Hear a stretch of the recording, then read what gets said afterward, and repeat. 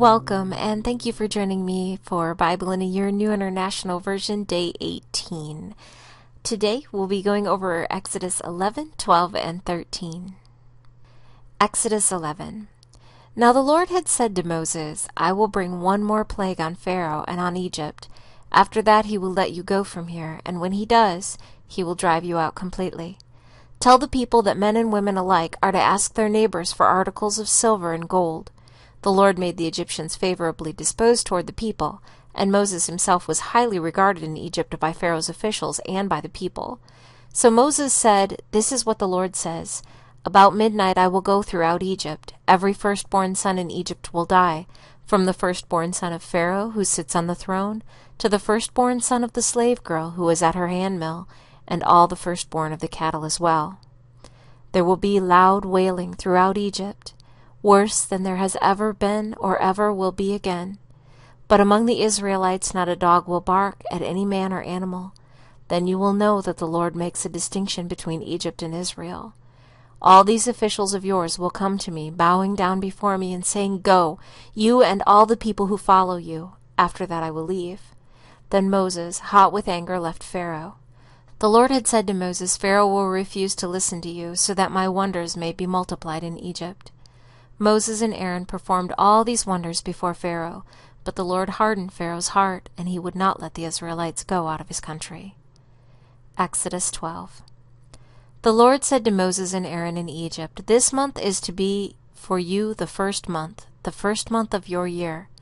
Tell the whole community of Israel that on the 10th day of this month each man is to take a lamb for his family, one for each household. If any household is too small for a whole lamb, they must share one with their nearest neighbor, having taken into account the number of people there are. You are to determine the amount of lamb needed in accordance with what each person will eat. The animals you choose must be year-old males without defect, and you may take them from the sheep or the goats. Take care of them until the 14th day of the month, when all the people of the community of Israel must slaughter them at twilight. Then they are to take some of the blood and put it on the sides and tops of the door frames of the houses where they eat the lambs. That same night they are to eat the meat roasted over the fire, along with bitter herbs and bread made without yeast.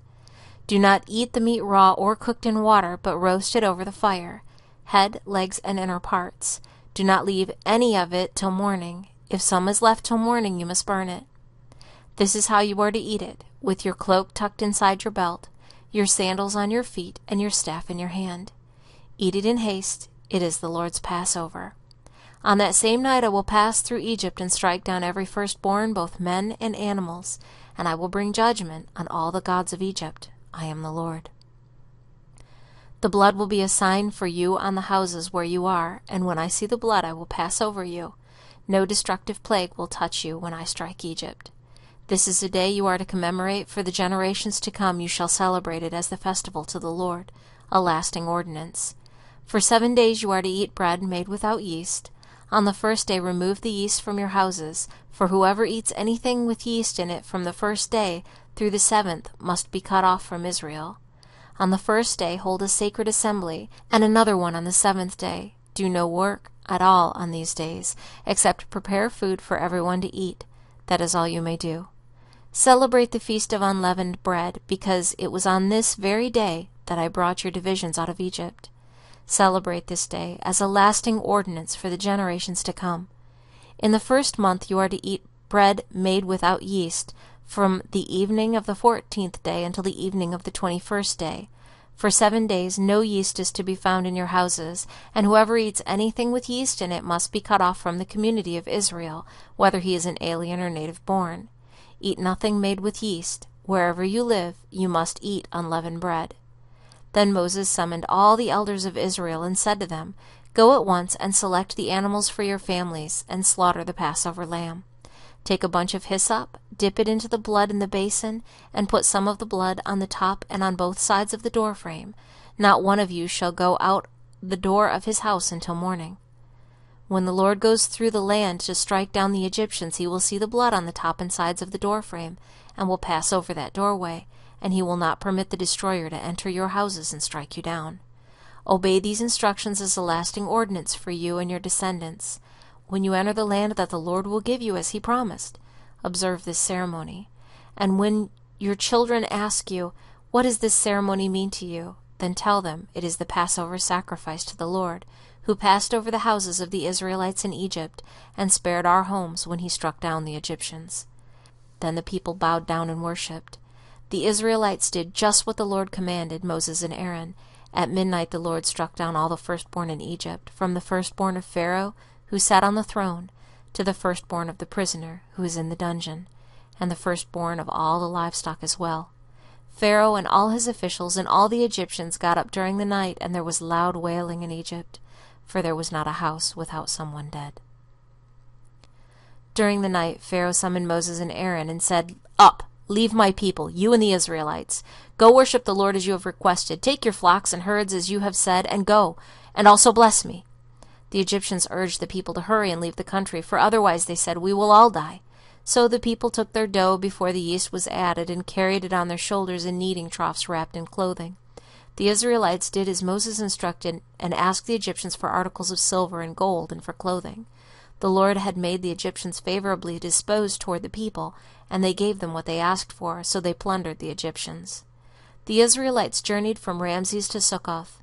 There were about 600,000 men on foot, besides women and children. Many other people went up with them, as well as large droves of livestock, both flocks and herds. With the dough they had brought from Egypt they baked cakes of unleavened bread. The dough was without yeast, because they had been driven out of Egypt and did not have time to prepare food for themselves. Now the length of time the Israelite people lived in Egypt was 430 years. At the end of the 430 years, to the very day, all the Lord's divisions left Egypt, because the Lord kept vigil that night to bring them out of Egypt. On this night all the Israelites are to keep vigil to honor the Lord for the generations to come. The Lord said to Moses and Aaron, "These are the regulations for the Passover. No foreigner is to eat of it. Any slave you have bought may eat of it after you have circumcised him, but a temporary resident and a hired worker may not eat it. It must be eaten inside one house. Take none of the meat outside the house. Do not break any of the bones. The whole community of Israel must celebrate it. An alien living among you who wants to celebrate the Lord's Passover must have all the males in his household circumcised. Then he may take part like one born in the land. No uncircumcised male may eat of it.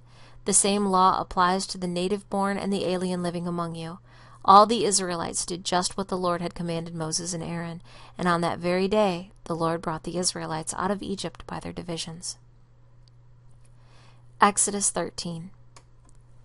The Lord said to Moses, "Consecrate to me every firstborn male. The first offspring of every womb among the Israelites belongs to me, whether man or animal." Then Moses said to the people, "Commemorate this day, the day you came out of Egypt, out of the land of slavery, because the Lord brought you out of it with a mighty hand. Eat nothing containing yeast. Today, in the month of Abib, you are leaving. When the Lord brings you into the land of the Canaanites, Hittites, Amorites, Hivites, and Jebusites, the land he swore to your forefathers to give you, a land flowing with milk and honey, you are to observe this ceremony in this month. For 7 days eat bread made without yeast, and on the 7th day hold a festival to the Lord. Eat unleavened bread during those 7 days. Nothing with yeast in it is to be seen among you, nor shall any yeast be seen anywhere within your borders. On that day tell your son, I do this because of what the Lord did for me when I came out of Egypt. This observance will be for you like a sign on your hand and a reminder on your forehead that the law of the Lord is to be on your lips. For the Lord brought you out of Egypt with his mighty hand. You must keep this ordinance at the appointed time year after year. After the Lord brings you into the land of the Canaanites and gives it to you, as he promised an oath to you and your forefathers, you are to give over to the Lord the first offspring of every womb. All the firstborn males of your livestock belong to the Lord.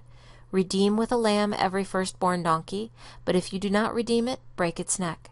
Redeem every firstborn among your sons. In days to come, when your son asks, What does this mean? Say to him, With a mighty hand the Lord brought us out of Egypt, out of the land of slavery. When Pharaoh stubbornly refused to let us go, the Lord killed every firstborn in Egypt, both man and animal. This is why I sacrifice to the Lord the first male offspring of every womb, and redeem each of my firstborn sons. And it will be like a sign on your hand and a symbol on your forehead that the Lord brought us out of Egypt with his mighty hand.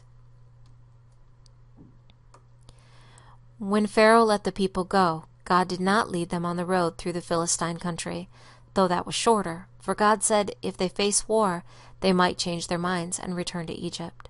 So God led the people around by the desert road toward the Red Sea. The Israelites went up out of Egypt armed for battle. Moses took the bones of Joseph with him, because Joseph had made the sons of Israel swear an oath. He had said, God will surely come to your aid, and then you must carry my bones up with you from this place. After leaving Succoth, they camped at Etham on the edge of the desert.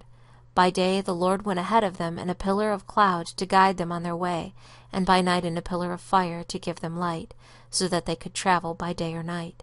Neither the pillar of cloud by day nor the pillar of fire by night left its place in front of the people. Thank you for joining me for Day 18 of Bible in a Year New International Version.